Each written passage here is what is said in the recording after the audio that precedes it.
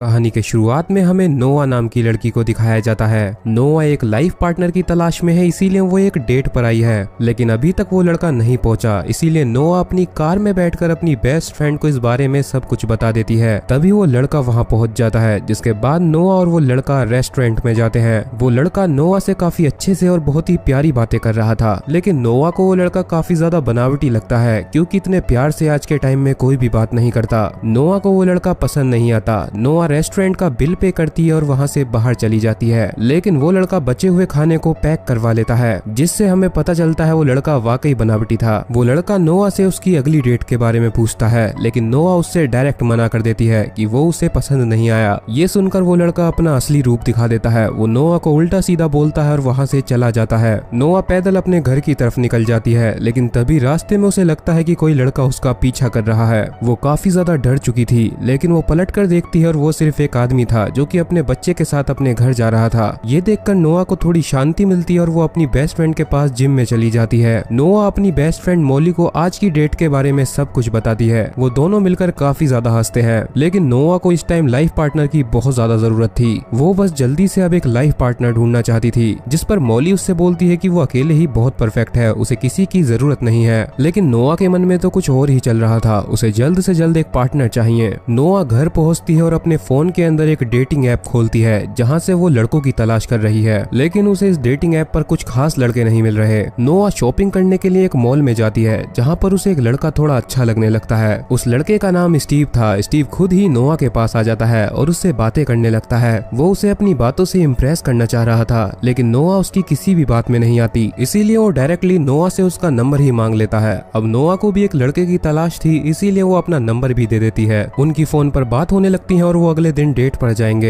ये सारी बातें नोआ मोली को भी बता देती है, जिसके बाद वो रात को स्टीव से मिलने के लिए एक बार में जाती है। दरअसल में इस बार का बारटेंडर पॉल मोली का एक्स भी रह चुका है। यहाँ स्टीव की बातों से नोआ को पता चलता है कि स्टीव एक सर्जन है और उसकी मॉम भी गुजर चुकी है। साथ ही में उसके डैड टेक्सास में रहते हैं। फिलहाल वो इस सिटी में काम करता है। अब नोआ भी स्टीव को अपने बारे में बताती है। उसके भी मॉम डैड मर चुके हैं, वो अकेली ही इस सिटी में रहती है। अब नोआ स्टीव से उसका सोशल मीडिया अकाउंट मांगती है, जिस पर स्टीव उसे बताता है कि वो कोई भी सोशल मीडिया ऐप यूज नहीं करता। धीरे धीरे उन दोनों की बातें काफी आगे तक बढ़ जाती हैं, इसीलिए नोआ उसे अपने घर ले जाती है, जहां वो काफी मजे करते हैं। अगली सुबह नोआ इस बारे में मोली को भी बता देती है, लेकिन मोली को स्टीव पर कुछ खास भरोसा नहीं था, क्योंकि अभी तक वो उसके लिए एक अनजान लड़का ही था। इसीलिए वो नोआ से उसका सोशल मीडिया अकाउंट मांगती है, लेकिन स्टीव तो कोई भी सोशल मीडिया अकाउंट यूज ही नहीं करता। ये बात सुनकर तो मोली को और भी ज्यादा शक हो जाता है, क्योंकि आज के टाइम पर ऐसे बहुत ही कम लोग बचे हैं जो सोशल मीडिया यूज नहीं करते। नोआ मोली को सब कुछ बता देती है कि वो स्टीव के लिए सीरियस है, लेकिन मोली को ये बातें अच्छी नहीं लगती। उसे स्टीव पर शक हो रहा था। रात को नोआ स्टीव को डिनर पर बुलाती है। वहां पहुंचते ही स्टीव का मूड खराब हो जाता है, क्योंकि वो एक वेजिटेरियन है और नोआ ने सब कुछ नॉन वेजिटेरियन रखा हुआ था। वो नोआ को बताता है उसे जानवरों को खाना बिल्कुल भी अच्छा नहीं लगता, इसीलिए नोआ भी उस खाने को छोड़ देती है, जिसके बाद वो दोनों डांस करने लगते हैं। काफी देर डांस करने के बाद स्टीव नोआ की एक फोटो क्लिक कर लेता है। थक कर वो दोनों बैठ जाते हैं। स्टीव नोआ से बताता है कि वो एक ट्रिप प्लान कर रहा है, जिसमें वो नोआ को एक सीक्रेट लोकेशन पर ले जाना चाहता है।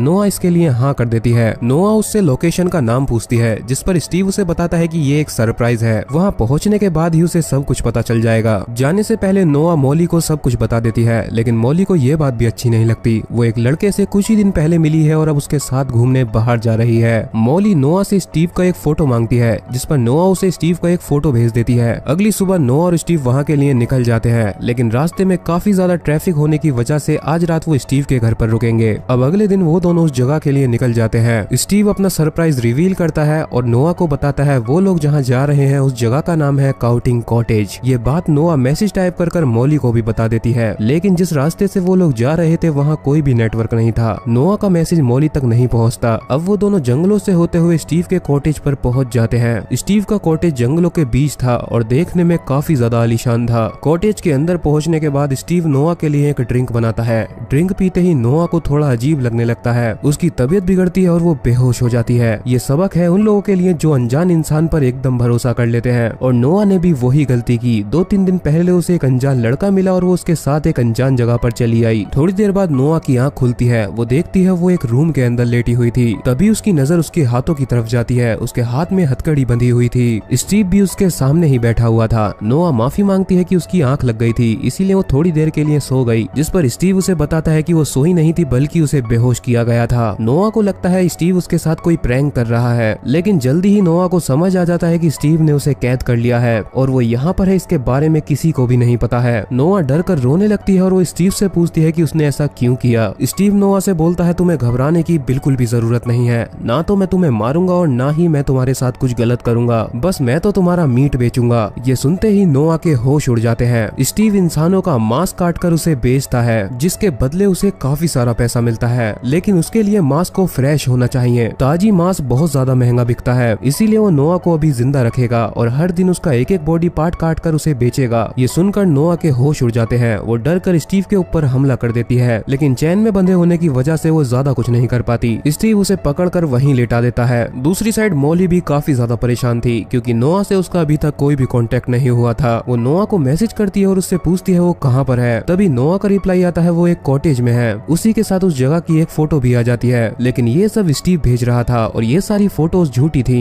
दूसरी साइड नोआ उस रूम के अंदर मदद के लिए चिल्ला रही थी। वो बहुत ज्यादा डर चुकी थी, लेकिन इतने में ही उसे पास के रूम से एक लड़की के रोने की आवाज सुनाई देती है। नोआ उस लड़की से मदद मांगती है, लेकिन कुछ देर की बातों के बाद पता चलता है उस लड़की का नाम पेनी है और स्टीव ने उस लड़की को भी नोआ की तरह बंदी बनाया हुआ है। वो उस लड़की के बॉडी पार्ट्स को भी बेचता है। पेनी की बातों से पता चलता है स्टीव इस सारे मांस को एक कैनिबल ग्रुप को भेजता है। कैनिबल लोग वही होते हैं जो इंसानों का मांस खाते हैं, और ये कोई ऐसे वैसे लोग नहीं है, बल्कि काफी ज्यादा अमीर लोग हैं जिन्हें इंसानी मांस काफी अच्छा लगता है। नोआ स्टीव का पहला शिकार नहीं थी। उसने ऑलरेडी 2 लड़कियों को पहले से ही अपने घर में बंद किया हुआ था। उसके पास वाले रूम में पेनी नाम की लड़की बंद थी और पेनी के पास वाले रूम में मेलिसा नाम की एक लड़की बंद थी। नोआ नोटिस करती है पेनी पागल होती जा रही है, क्योंकि स्टीव उसके बॉडी पार्ट्स को काट कर डेली ले जाता है। अब आप सोच ही सकते हो अगर किसी इंसान को जिंदा रखा जाए और उसके बॉडी पार्ट्स को काटा जाए तो उसे कैसा महसूस होगा। नोआ थोड़ी राहत की सांस लेती है, क्योंकि उसे लगता है पेनी की फैमिली उसे ढूंढते हुए यहाँ तक पहुँच जाएगी। तभी पेनी उसे बताती है कि उसकी तो कोई फैमिली है ही नहीं, साथ ही में मेलिसा की भी कोई फैमिली नहीं है और नोआ की भी कोई फैमिली नहीं है। यानी कि स्टीव ऐसी लड़कियों को शिकार बनाता है जिनके आगे पीछे कोई ना हो। दूसरी साइड मॉली को नोआ की अभी भी चिंता हो रही थी, इसीलिए वो स्टीव को इंटरनेट पर ढूंढने लगती है। इतने में ही मॉली के पास नोआ का एक मैसेज आता है जिसमें लिखा हुआ था वो काफी ज्यादा एंजॉय कर रही है और कुछ दिन की शांति के लिए वो अपने मोबाइल को स्विच ऑफ कर रही है। और ये मैसेज भेजा था स्टीव ने, ताकि मॉली को स्टीव के ऊपर कोई शक ना हो और वो नोआ को ढूंढने की कोई कोशिश ना करे। अब तो मॉली को और भी ज्यादा शक होने लगता है, क्योंकि नोआ ऐसा कभी नहीं करती। वो अपने फोन को ऐसे ही स्विच ऑफ नहीं करती, इसीलिए वो उस लोकेशन के फोटो को ढूंढती है जो नोआ ने उसे भेजा था। उस फोटो की जानकारी निकालने के बाद पता चलता है वो तो इंटरनेट से डाउनलोड किया गया फोटो है। अब तो मॉली का शक पूरी तरीके से हकीकत में बदल चुका था। वो समझ जाती है कि नोआ किसी खतरे में है। दूसरी साइड हम देखते हैं स्टीव इंसानी मांस को काट रहा था। वो किसी लड़की की थाई काट कर उसे पैक कर रहा था और इस काम का उसे जरा भी दुख नहीं था। बड़े ही मजे के साथ वो उन सारे मांस को एक पैकेट में पैक कर देता है, जिसके बाद वो सारे मांस को एक बॉक्स में रख देता है और उस बॉक्स के अंदर लड़कियों के फोटो और उनके कुछ सामान भी रख देता है, ताकि खाने वाले को पता चल सके कि वो लड़की दिखने में कैसी थी। आप मानो या ना मानो, लेकिन ये चीजें हकीकत में भी होती हैं। इस दुनिया में कई सारे ऐसे लोग एग्जिस्ट करते हैं जिन्हें अलग अलग तरीके का मांस खाना अच्छा लगता है। इसके बाद स्टीव नोआ के पास खाना लेकर जाता है, लेकिन नोआ उस खाने को नहीं खाती, क्योंकि उसे शक था उस खाने के अंदर कोई इंसानी मांस भी हो सकता है। अब स्टीव नोआ के हाथ खोल देता है ताकि वो जाकर फ्रेश होकर आ सके। वो उसे धमकाता भी है अगर उसने भागने की कोशिश की तो अच्छा नहीं होगा। वो उसे बाथरूम की तरफ ले जाने लगता है, लेकिन तभी नोआ वहाँ से भागने का ट्राई करती है। स्टीव उसे पकड़कर उसका सर दीवार में मारता है, जिससे वो बेहोश हो जाती है। कुछ देर बाद नोआ की आंख खुलती है। वो एक सर्जरी बेड पर लेटी हुई थी। स्टीव सर्जन के कपड़ों में उसके साथ कुछ करने वाला था। स्टीव नोआ के पीछे से यानी कि उसके हिप का मांस निकालता है, जिसके बाद अब नोआ ठीक से बैठ भी नहीं सकती। साथ ही में वो नोआ का टॉयलेट उसी के रूम में फिक्स कर देता है। नोआ देखती है स्टीव एक और लड़की को उठाकर सर्जरी रूम में ले जा रहा था और वो लड़की और कोई नहीं बल्कि पेनी थी। दूसरी साइड मॉली उसी बार में पहुंचती है जहां पहली बार स्टीव और नोआ मिले थे। वहां वो उस बार के बारटेंडर पॉल से मिलती है। वो मॉली का एक्स रह चुका है। वो पॉल से स्टीव के बारे में पता करती है, क्योंकि बार के अंदर कोई भी जाता है तो उसके साइन और उसकी लोकेशन लिखवा ली जाती है। लेकिन पॉल उसे कुछ भी नहीं बताता, क्योंकि ये सब बार के रूल्स के खिलाफ था। वो बोलता है कि वो पुलिस स्टेशन जाकर कंप्लेंट करे, लेकिन पुलिस में जाकर कंप्लेंट करने के लिए कोई सबूत भी होना चाहिए। वो पुलिस को जाकर क्या ही बताएगी। अब पॉल भी समझ जाता है और वो स्टीव की सारी जानकारी मॉली को दे देता है। मॉली घर जाकर स्टीव को सोशल मीडिया पर ढूंढने लगती है, लेकिन स्टीव का सचमुच में कोई सोशल मीडिया अकाउंट नहीं है। स्टीव को ढूंढते हुए मॉली को स्टीव की वाइफ मिल जाती है, जो कि फेसबुक यूज करती है। मॉली को पता चलता है स्टीव की ऑलरेडी शादी हो चुकी है है और उसके 2 बच्चे भी हैं। उसे स्टीव की लोकेशन भी मिल जाती है, जिसके बाद वो सीधा स्टीव के घर की ओर निकल पड़ती है।